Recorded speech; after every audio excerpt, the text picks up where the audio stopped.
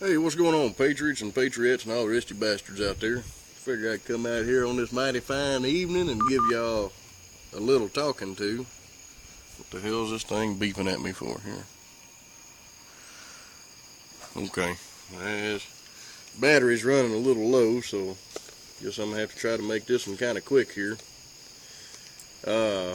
Just paying attention to the news and listening to these guys on the radio go back and forth and the different publications, writing their different propaganda pieces. Going back and forth about this whole debt debacle. Now, it's been my contention that they're going to raise the debt ceiling. That's just because that's what I expect them to do. Go ahead and grease their pockets some more. But there is that slim chance. Well, I say it's a slim chance, that they'll go ahead and default on it. I don't think they're ready to do that. It's my contention that they're going to raise it. But I could be wrong. Instead of expecting the worst, I kind of sit back and look. I don't know if they've got all their assets in place yet. For those in the Patriot movement to believe that fertilizer will hit the ventilator. And sooner or later it's going to have to. Things are going to have to come to an head. And regardless of what they do, whether they go ahead and raise the debt ceiling, whether they go ahead and default, I think that's of ill consequence. It doesn't matter either way. They're going to bring this country to our knees. And from my understanding, there's a good many of them that want to bring this country down to their knees, bring us down to our knees, to essentially rebuild us later, but under a more firm grip under their control. That's kind of what I get from paying attention to the way some of these folks talk.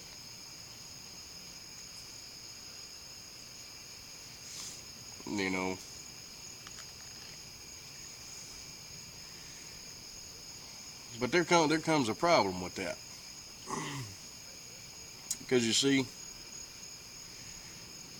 it's my contention that at some time, even though if it's not a full-scale, Civil War, declaration of martial law or what have you, so you got stuff going on out there like in Arizona. It's been going on for quite a little while. It seems to me that eventually they're going to have to draw out real patriots. Because the real patriots ain't going to stand. Now, whether, Joe Sixpack, Mr. Armchair Quarterback, whether he wants to join in on it or not, that remains to be seen. But it's my contention that at some time they're going to have to draw out some of the patriots. To have the little purge, sometime, whether it's before, the whole collapse or during the collapse, or they're going to have to draw out, folks, one way or another. Just to get that out of the way. Now, whether or not it comes as most of the folks in the Patriot or preparedness movement or whatever you want to call yourselves, whether or not that comes out to an all-out brawl, that, you don't know. It's my contention that they kind of would want to avoid an all-out brawl. It's my contention that they'd want to, that they want to avoid that as much as possible, and just kind of keep on going about, doing their little things to thin the herd out by, more quieter means, because they run a real risk if they, by, doing some sort of purge that, then Mr. Armchair Quarterback might get a little involved there.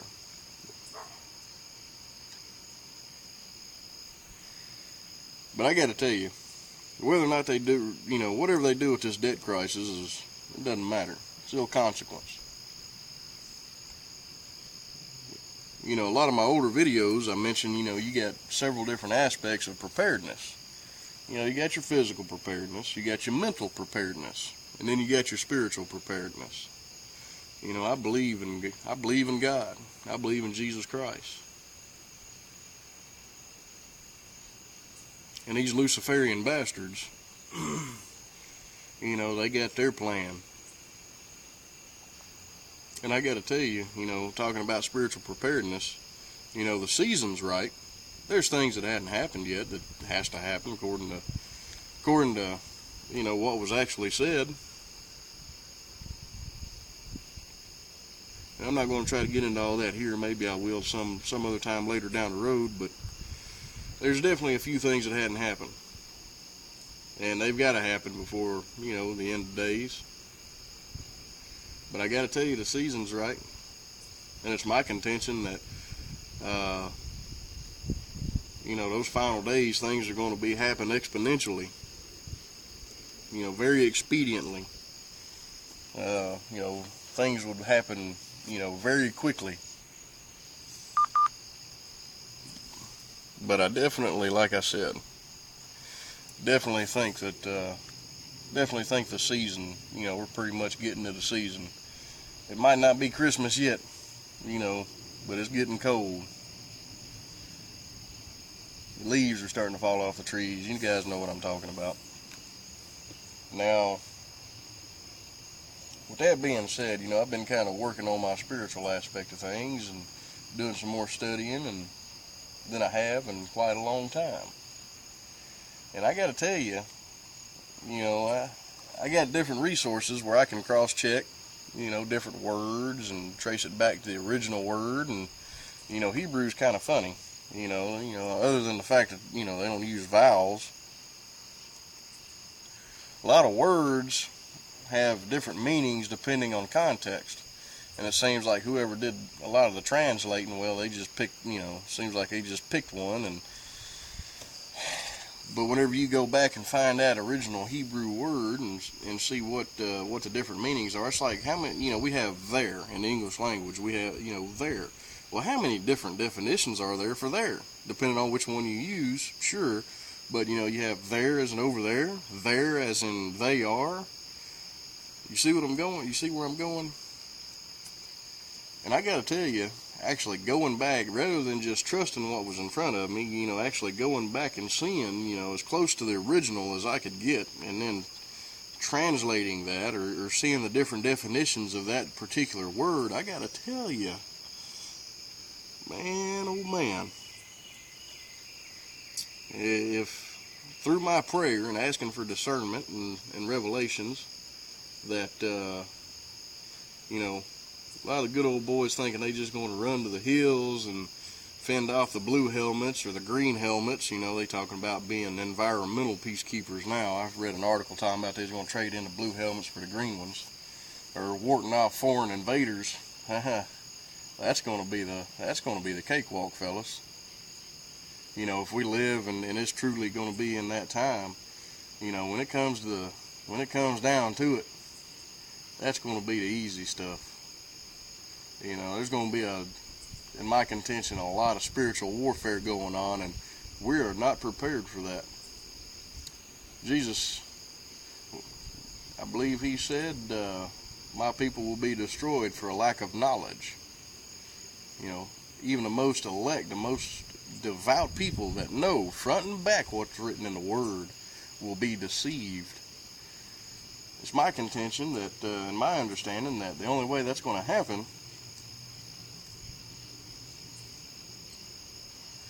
is if we wouldn't give them the entire truth.